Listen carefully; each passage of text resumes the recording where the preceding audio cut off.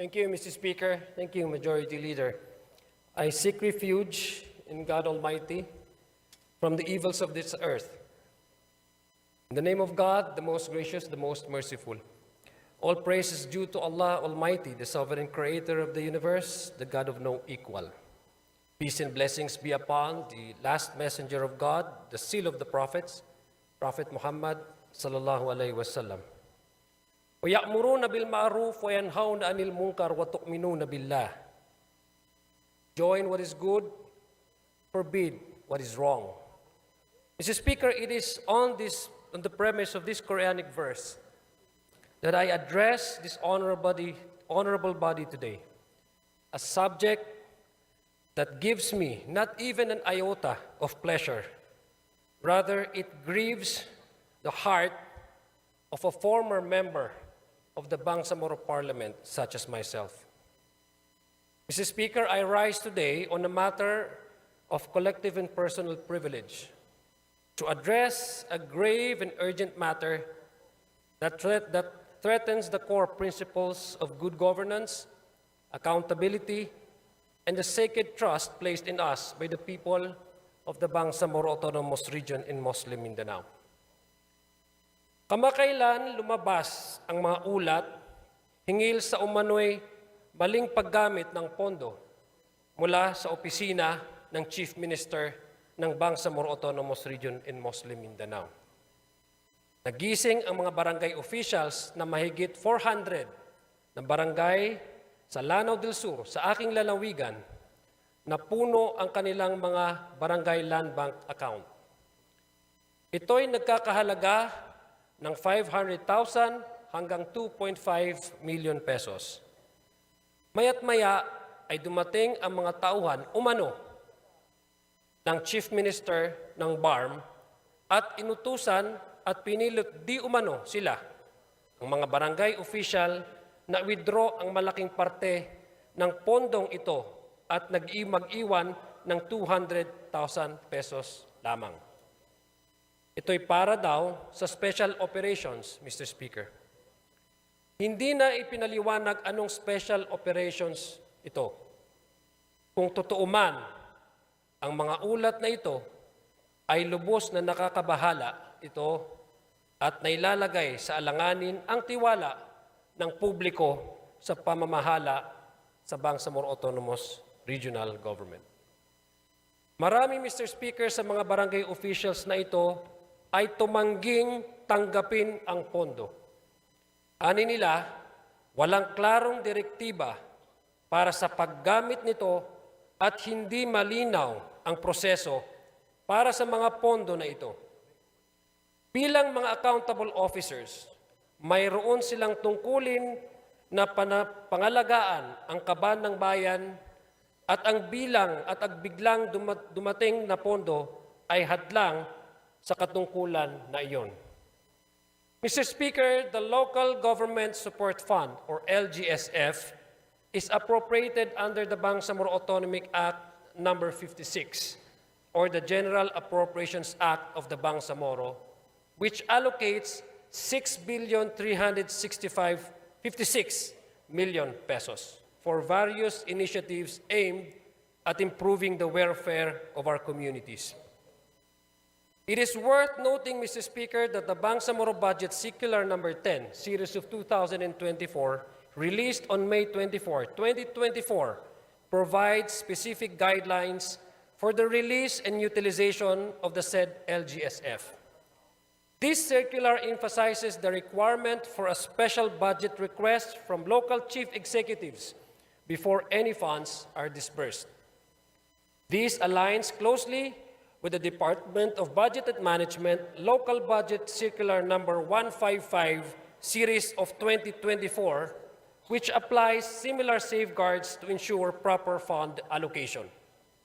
This portion of both circulars was clearly not followed according to civil society watchdogs.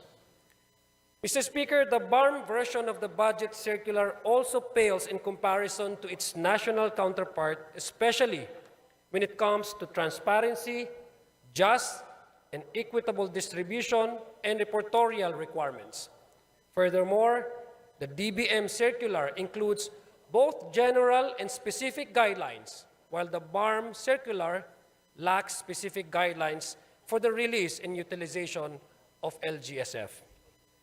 At its core, the reliance on archaic physical copies leads to delays and lack of clarity, while at the national level, all requests for LGSF fundings are already digitalized. While the BARMM circular only requires physical posting of the project progress reports, the DBM circular requires that the same be made available through the LGU's social media accounts. Aside from the issues in their circulars, Mr. Speaker, it must be noted that the local officials have not been effectively capacitated to effectively absorb and utilize these funds. The recent events highlight the need to further strengthen the processes and mechanisms that govern fund utilization. We must ensure that all stakeholders are adequately informed and equipped with the tools and knowledge needed to implement programs effectively and transparently. This includes providing comprehensive training for local officials on budgetary protocols, clear dissemination of guidelines, and robust monitoring systems to track fund utilization. I must emphasize, Mr. Speaker, that our local officials have been left in the deep waters in these troubling events. Additionally, there have been observations from civil society groups and election watchdogs raising alarms that the disbursement of these funds have been arbitrary and partisan. To address these concerns, Mr. Speaker, it is imperative to establish mechanisms that guarantee the equitable and needs-based distribution of these resources. Transparency and accountability must remain at the forefront of our efforts to uphold the integrity of the Bangsamoro Regional Government and its institutions, not because elections are just around the corner. Furthermore, Mr. Speaker, the allocation of such funds without formal requests or detailed implementation plans violates key provisions of the General Appropriations Act, or GAA, and the Government Procurement Reform Act, which require strict adherence to budgeting and procurement processes. These actions also breach Republic Act 6713, or the Code of Conduct and Ethical Standards for Public Officials and Employees, by failing to uphold transparency, accountability, and integrity. Mr. Speaker, the disbursement of these funds also contravenes the General Appropriations Act, which governs the lawful use of public resources. Under the GAA, all disbursements must adhere to detailed, approved programs and protocols. The absence of requests from barangays and the unauthorized directives violate these provisions. I say it again, Mr. Speaker. The absence of requests from barangays and the unauthorized directives violate, Mr. Speaker, these provisions. Furthermore, the Government Procurement Reform Act, or RA 9184, requires transparency and fairness in the expenditure of public funds. The lack of competitive procurement and the absence of clear implementation guidelines undermine the intent of this law. Mr. Speaker, these challenges present an opportunity for us to reaffirm our commitment to good governance and to ensure that public resources are used solely to benefit not only selective political allies, but to benefit the entirety of our communities. By enhancing our systems and processes, we can build a stronger foundation for inclusive development and sustainable progress in the region, which is the core principle that guides the moral governance, Mr. Speaker, which is the current political principle of the current BARMM administration. So, Mr. Speaker, I call upon my colleagues, public servants, and the leadership of the BARMM, local government officials, and all stakeholders to work collaboratively in addressing these issues. Together, let us institute reforms that will safeguard public funds, strengthen accountability, and restore the confidence of our people in the government's ability to serve their needs effectively, fairly, and justly.